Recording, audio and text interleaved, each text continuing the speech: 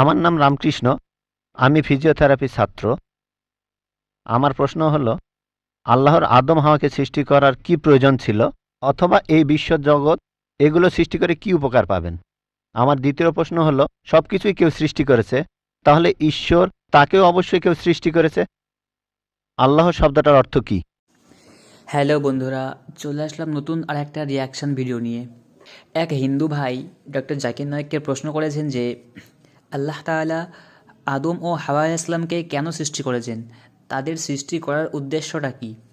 এবং দ্বিতীয় কোশ্চেন করেছেন যে আল্লাহ তাআলাকে কে সৃষ্টি করেছেন। ডক্টর জাকির নায়েক এই প্রশ্নের উত্তরে কী জবাব দিলেন, চলুন দেখে আসা যাক। ভাই, তিনটা প্রশ্ন করেছেন। প্রথম প্রশ্নটা, আল্লাহ কেন আদম হাওয়াকে সৃষ্টি করলেন, এই সৃষ্টি করার কারণটা কি? বিশ্বজগৎ সৃষ্টির কারণ কি? আল্লাহ সৃষ্টি করেছেন আদম আর হাওয়াকে, তারা দুজনে শান্তিতে থাকুন, যাতে করে মানুষ যাতে আসতে পারে। তারা আমাদের সবার পূর্বপুরুষ। পবিত্র কোরআনে সূরা হুজুরাতের 13 নম্বর আয়াতে উল্লেখ করা হয়েছে, या अय्युहन नासु इन्ना खलकनाकुम मिन ज़करिन व उनसा व जअलनाकुम शुअबा व क़बाइला लितारफु इन्ना अक्रमकुम इनदल्लाहि अतकाकुम इन्नल्लाहा अलीमुन खबीर। হে মানুষ জাতি, আমি তোমাদের সৃষ্টি করেছি এক পুরুষ ও এক নারী হতে, আর তোমাদের বিভক্ত করেছি বিভিন্ন জাতি আর গোত্রে, যেন তোমরা অন্যের সাথে পরিচিত হতে পারো। এই জন্য নয় যে অন্যকে ঘৃণা করবে। আর আল্লাহর কাছে অধিক মর্যাদা সম্পন্ন সেই ব্যক্তি যার আছে তাকওয়া। আল্লাহ যেটার মাধ্যমে মানুষের বিচার করেন, টাকা পয়সা নয়, গায়ের রং নয়, জাতি বা গোত্র নয়, ধর্মমত নয়, সেটা হলো তাকওয়া। সেটা হলো আল্লাহকে মানা, ন্যায়পরায়ণতা, ধার্মিকতা। তাহলে আদম আর হাওয়া আলাইহিস সালাম, তারা আমাদের সবার পূর্বপুরুষ। আপনারও পূর্বপুরুষ, আমারও পূর্বপুরুষ, সব মানুষের। সেজন্য আপনাকে ভাই বলে ডেকেছি। ভাই, সব মানুষ ভাই ভাই। আল্লাহ বলেছেন ইয়া আইয়ুহান নাস, হে মানুষ জাতি। আর পবিত্র কোরআনে সূরা ইসরার 70 নম্বর আয়াতে উল্লেখ করা হয়েছে, ওয়া লাকাদ কাররামনা বানি আদামা। আল্লাহ তাআলা মর্যাদা দিয়েছেন সব আদম সন্তানকেই। হোক আপনি জন্ম নেন ইন্ডিয়ায়, আমেরিকায়, ইংল্যান্ডে, জন্মান কোনো হিন্দু পরিবারে বা মুসলিম পরিবারে বা খ্রিস্টান পরিবারে, আল্লাহ বলেছেন তিনি সব মানুষকে মর্যাদা দিয়েছেন। মানুষে জন্মালে আল্লাহ তাকে মর্যাদা দেবেন। সে হোক আপনার নাম জাকির, আব্দুল্লাহ, রামু, শঙ্কর, মানুষে জন্মালে আল্লাহ মর্যাদা দেবেন। আপনার প্রশ্নতে আসি, কেন আল্লাহ তাআলা মানুষ সৃষ্টি করলেন? আল্লাহ মানুষ সৃষ্টি করেছেন কারণ আল্লাহ বলেছেন মানুষ হলো আল্লাহ সৃষ্টির মধ্যে সেরা। আল্লাহ তাআলা অন্য যা কিছু সৃষ্টি করেছেন তা আল্লাহকে মানে। ফেরেশতা সৃষ্টি করেছেন, আল্লাহ যে আদেশই দেন ফেরেশতাগণ সে আদেশ পালন করেন, তাদের নিজস্ব ইচ্ছা নেই। মানুষ হলো আল্লাহ তাআলার এমন এক সৃষ্টি যার নিজের ইচ্ছা আছে। আমরা তার কথা মানতেও পারি, নাও মানতে পারি। তাই আল্লাহ আমাদের সৃষ্টি করেছেন, আমরা হলাম তার সৃষ্টির সেরা, আশরাফুল মাখলুকাত। তবে আমরা আল্লাহ তাআলার কথা মানতে পারি, নাও মানতে পারি। যদি আল্লাহর আদেশ মানেন তাহলে জান্নাতে যেতে পারবেন, তাহলে বেহেশতে যাবেন, স্বর্গে যেতে পারবেন। যদি আদেশ না মানেন তাহলে জাহান্নামে যাবেন, দোজখে যাবেন। তাহলে এই জীবনটা পরকালের জন্য পরীক্ষা। পবিত্র কোরআনে সূরা মুলকে 2 নম্বর আয়াতে উল্লেখ করা হয়েছে, আল্লাহ জি খালাকাল মাউতা ওয়া হায়াতা। আল্লাহ তাআলা সৃষ্টি করেছেন জীবন ও মৃত্যু তোমাদের পরীক্ষা করার জন্য। তাহলে এই জীবনটা হলো পরকালের জন্য পরীক্ষা। তাহলে আল্লাহ মানুষ সৃষ্টি করেছেন। আর আল্লাহ বলেছেন সূরা জারিয়াতের 56 নম্বর আয়াতে উল্লেখ করা হয়েছে, ওয়ামা খালাকতুল জিন্না ওয়াল ইনসা ইল্লা লিয়াবুদুন। আমি সৃষ্টি করেছি জিন ও মানুষকে যেন তারা আমার ইবাদত করে। তাই আমাদের উচিত আল্লাহ তাআলার আদেশ নিষেধগুলো মেনে চলা। তাহলে আমরা আল্লাহ সুবহানাহু ওয়া তাআলার অন্যরকম সৃষ্টি যার নিজস্ব ইচ্ছা আছে। আমরা আল্লাহ তাআলার আদেশ মানতে পারি, আবার নাও মানতে পারি। অন্যান্য সকল সৃষ্টি যেমন তারা, গাছ, পাহাড়, পবিত্র কোরআন বলছে তারা আল্লাহ তাআলাকে সেজদা করে, তার সামনে নতজানু হয়, আল্লাহকে মানে। আমাদের স্বাধীন ইচ্ছা আছে, আল্লাহ আমাদের এই স্বাধীন ইচ্ছা দিয়েছেন। এই স্বাধীন ইচ্ছা নিয়ে যদি আল্লাহকে মানেন আপনি তাহলে ফেরেশতাদের উপরে চলে যাবেন। আর যদি আল্লাহ তাআলাকে না মানেন তখন হবেন শয়তানের সহযোগী। আল্লাহ আমাদের সৃষ্টি করেছেন পরকালের পরীক্ষার জন্য। আপনার দ্বিতীয় প্রশ্নে আসি, সবকিছুর একটা স্রষ্টা আছে, আল্লাহকে বানিয়েছে কে? যদি কেউ বলে সবকিছুরই একটা স্রষ্টা আছে, কথাটা ঠিক নয়। সব সৃষ্ট জিনিসের স্রষ্টা আছে। আল্লাহ তাআলার সংজ্ঞা হচ্ছে তাকে কেউ সৃষ্টি করেনি। যখনই বলবেন কে আল্লাহকে বানিয়েছে, সে আল্লাহ নয়। আল্লাহ তাআলার সংজ্ঞা হচ্ছে তিনি সৃষ্টি হননি। ধরেন এক লোক আপনাকে বলল যে ভাই, আমার বন্ধু জন, সে হাসপাতালে ভর্তি হয়েছে, সে একটা বাচ্চার জন্ম দিয়েছে। বলতে পারবেন এই বাচ্চাটা ছেলে না মেয়ে? বলতে পারবেন? চেষ্টা করেন, দেখেন। পারবেন না কেন? ছেলে না মেয়ে? হ্যাঁ না। ধরেন ভাই জন সে হাসপাতালে ভর্তি হয়েছে, সে একটা বাচ্চার জন্ম দিল। এই বাচ্চাটা ছেলে না মেয়ে আপনি বলতে পারবেন? না, না। 50% চান্স ছেলে না মেয়ে। লোকজন সবাই হাসছে কেন বলতে পারবেন? পারবেন না কেন? যে উত্তরই বলেন সেটা কি ঠিক হবে? চেষ্টা করে দেখেন, যে বাচ্চাটা জন্মালো সে কি ছেলে না মেয়ে? চেষ্টা করেন। মেয়ে। মেয়ে। ভাই, পুরুষ লোক কি বাচ্চার জন্ম দিতে পারে?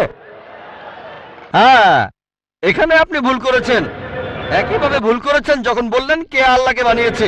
পুরুষ লোক কোনো বাচ্চার জন্ম দিতে পারে না, তাহলে তো মেয়ে বা ছেলে হওয়ার প্রশ্নই আসে না। এখন কি আপনি বুঝতে পেরেছেন? হ্যাঁ, বুঝতে পেরেছেন, এই তো ভালো। পুরুষ লোক কোনো বাচ্চার জন্ম দিতে পারে না, তাহলে তো ছেলে বা মেয়ে হওয়ার কোনো প্রশ্নই আসে না। যখন প্রশ্ন করলেন কে আল্লাহকে সৃষ্টি করেছে, আল্লাহর সংজ্ঞা হচ্ছে, ঈশ্বরের সংজ্ঞা হচ্ছে তিনি সৃষ্টি হননি। যখনই বলবেন কে আল্লাহকে বানিয়েছে, সে আল্লাহ নয়। ওয়ালাম ইয়াকুল্লাহু কুফুয়ান আহাদ, তার সমতুল্য কেউ নেই। এবারে আপনার শেষ প্রশ্নটাতে আসে, আল্লাহকে। আল্লাহকে সবচেয়ে সেরা সংজ্ঞাটা আছে পবিত্র কোরআনে সূরা ইখলাসে 1 নম্বর থেকে 4 নম্বর আয়াতে উল্লেখ করা হয়েছে। এখানে বলা হয়েছে যে কুল হুয়াল্লাহু আহাদ, বলো তিনি আল্লাহ এক, অদ্বিতীয়। আল্লাহুস সামাদ, তিনি অবিনশ্বর, চিরস্থায়ী।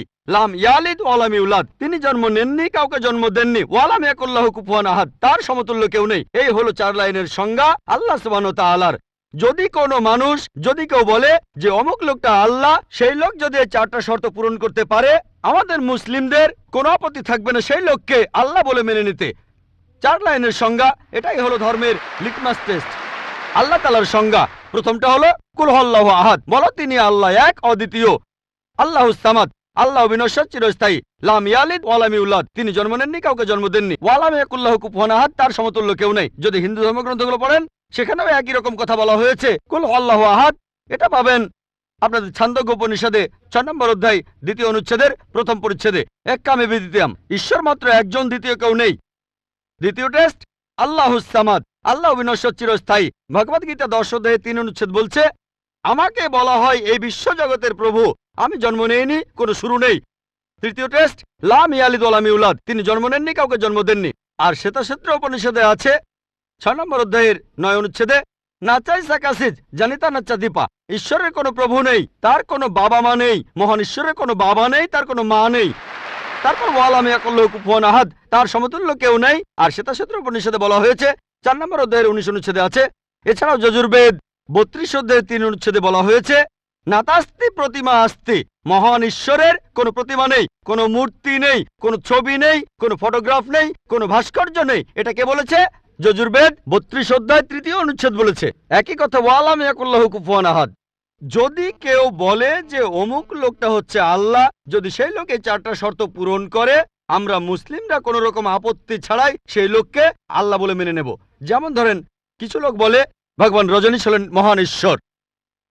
একবার প্রশ্নোত্তর পর্বে এক হিন্দু আমাকে বলেছিলেন, আমরা ভগবান রজনীশকে ঈশ্বর বলে মানি না। আমি কখনোই বলিনি হিন্দুরা ভগবান রজনীশকে ঈশ্বর বলে মানে। আমি বলেছি কিছু লোক তাকে ঈশ্বর বলে মানে। আসুন দেখি রজনীশকে আমরা টেস্ট করি।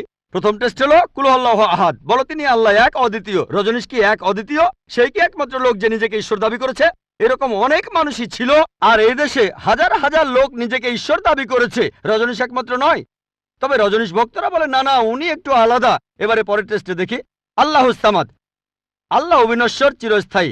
রজনীশ কি অবিনশ্বর, চিরস্থায়ী? আমরা তার জীবনী থেকে জানি, তার আত্মজীবনী থেকে। রজনীশ ভুগছিলেন অ্যাজমা, ডায়াবেটিস আর পিঠের ব্যথায়। চিন্তা করেন, মহান ঈশ্বরের হয়েছে অ্যাজমা, ডায়াবেটিস, পিঠের ব্যথা। তৃতীয় টেস্ট লাম ইয়ালিদ ওয়ালাম ইউলাদ, তিনি জন্ম নেননি, কাউকে জন্ম দেননি। ভগবান রজনীশ জন্মেছিলেন মধ্যপ্রদেশে, তার বাবা মাও ছিলেন। 1981 সালে তিনি আমেরিকায় গেলেন, ইউএসএ। তখন হাজারো আমেরিকান তার ভক্ত হয়ে গেল। তারপর আমেরিকার অরেগন প্রদেশে তিনি বানালেন একটা সেন্টার, আর তার নাম দিলেন রজনীশপুরম, তার গ্রাম। পরবর্তীতে আমেরিকান সরকার তাকে অ্যারেস্ট করে কারাবন্দী করে রাখলো। রজনীশ বলতো যে আমেরিকান সরকার তাকে স্লো পয়জনিং করেছে। চিন্তা করেন, মহান ঈশ্বরকে স্লো পয়জনিং করা হয়েছে। 1985 সালে আমেরিকান সরকার তাকে বের করে দিলে সে ইন্ডিয়ায় চলে আসে। তারপর এখানে পুনায় সে আরেকটা সেন্টার খুললো, আর তার নাম দেওয়া হলো ওশো কমিউন। যদি রজনীশের সমাধির কাছে কখনো যান, তার সমাধির উপরে লেখা আছে ভগবান রজনীশ ওশো কখনো জন্মাননি, কখনো মরেননি, তবে পৃথিবীতে ভ্রমণ করেছেন 1931 সালের 11 ডিসেম্বর থেকে 1990 সালের 31শে জানুয়ারি পর্যন্ত। কখনো জন্মাননি, কখনো মরেননি, তবে পৃথিবীতে ভ্রমণ করেছেন 1931 সালের 11 ডিসেম্বর থেকে 1990 সালের 31শে জানুয়ারি পর্যন্ত। তার সমাধিতে এটা লিখতে ভুলে গেছে যে পৃথিবীর 21টা দেশ তাকে ভিসা দেয়নি। মহান ঈশ্বর আসলেন এই পৃথিবীতে পৃথিবী ঘোরার জন্য, বিভিন্ন দেশে যাওয়ার জন্য তার নাকি ভিসাও লাগে। তখন গ্রিসের আর্কবিশপ বলেছিলেন, যদি রজনীশকে এই দেশ থেকে তাড়িয়ে না দেওয়া হয়, আগে তার ঘর পোড়াবো, তারপর ভক্তদের ঘর পোড়াবো। শেষ টেস্ট ওয়ালাম ইয়াকুল্লাহু কুফুয়ান আহাদ। পরীক্ষাটা এতই কঠিন যে একমাত্র আল্লাহ ছাড়া কেউই পাশ করবে না। যখনই আল্লাহর সাথে কারো তুলনা করবেন, সে আল্লাহ নয়। ওয়ালাম ইয়াকুল্লাহু কুফুয়ান আহাদ। এখন ভগবান রজনীশ অন্য অনেক মানুষের মতো মুখে দাড়ি ছিল, একটা নাক, দুটো চোখ, দুটো কান, দুটো হাত। যখন আল্লাহর সাথে পৃথিবীর কোনো কিছুর তুলনা করবেন, সে আল্লাহ নয়। ওয়ালাম ইয়াকুল্লাহু কুফুয়ান আহাদ। যদি কেউ বলে যে আল্লাহ তাআলা 1000 গুণ বেশি শক্তিশালী, আপনারা কি শোয়ার্জনেগারের নাম শুনেছেন? এই লোকের নাম কখনো শুনেছেন? কখনো শুনেছেন তার নাম? এই লোক একটা সময় ছিল মিস্টার ওয়ার্ল্ড, মিস্টার ইউনিভার্স, পৃথিবীর সবচেয়ে শক্তিশালী লোক, বিশ্বজগতের সবচেয়ে শক্তিশালী লোক। যখনই আল্লাহকে তুলনা করবেন কোনো কিছুর সাথে, হোক সেটা আর্নল্ড শোয়ার্জনেগার, হোক সেটা দারা সিং, হোক সেটা কিং কং, হোক সেটা 1000 গুণ বা লক্ষ গুণ, যখনই আল্লাহর সাথে এই পৃথিবীর কোনো কিছুর তুলনা করবেন, সে আল্লাহ নয়। ওয়ালাম ইয়াকুল্লাহু কুফুয়ান আহাদ। তার সমতুল্য কেউ নাই। তাহলে এই হলো 4 লাইনের সংজ্ঞা আল্লাহ সুবহানাহু ওয়া তাআলার পবিত্র কোরআনে আছে। আপনি যে ঈশ্বরের পূজা করছেন, ভাই, সেই ঈশ্বরকে সূরা ইখলাস দিয়ে টেস্ট করুন। যদি তিনি পাশ করেন, তাহলে সত্যিকারের ঈশ্বর, তা না হলে নকল ঈশ্বর। তো বন্ধুরা, ভিডিওটি দেখে আপনাদের কেমন লাগলো কমেন্টে অবশ্যই জানাবেন, এবং আমাদের চ্যানেলে নতুন হয়ে থাকলে আমাদের চ্যানেলটিকে একটি লাইক এবং সাবস্ক্রাইব করে দিয়ে আমাদের পাশে থাকবেন। তো বন্ধুরা, দেখা হচ্ছে পরবর্তী কোনো নতুন ভিডিওতে।